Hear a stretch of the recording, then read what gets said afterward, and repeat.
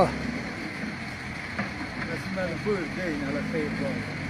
Falan önümüzde mal doğuyor. Bu birinci köyün bizim çok alamakta.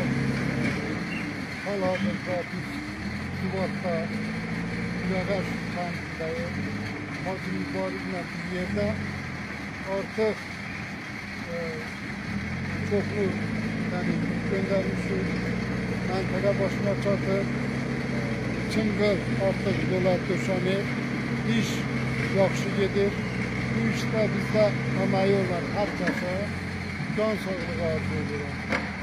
Mənim bir müraciətim var ki, bütün bizim qırıq cəmaatına, xəsən ziyalılara, məktəb müəllimlərinə, hamısına müraciət edirəm.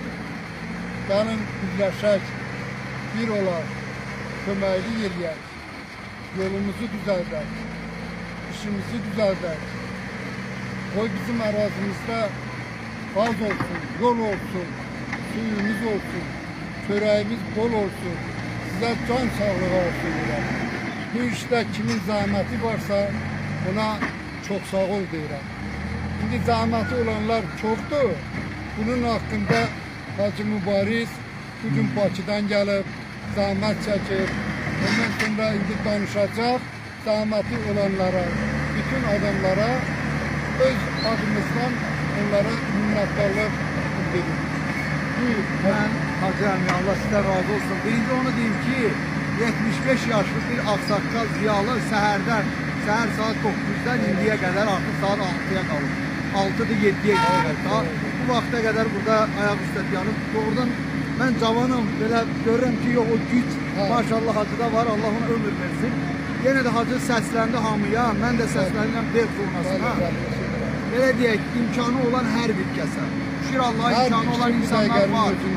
Ve o cümleden orta təbəqədə yaşayan insanlar var. En azı 20 manata gücü çatan insanlar var. Yani səhlənkarlıq eləməyək. Hamımız can atırıq ki o yolu abadlaşdıraq. O yolu düzəldək ki yol abadlaşsın ve düzəlsin. Allah işte gedib bilnəyə qədər yol gedib. Xahişim budur ki bu meselede dikkatli olun.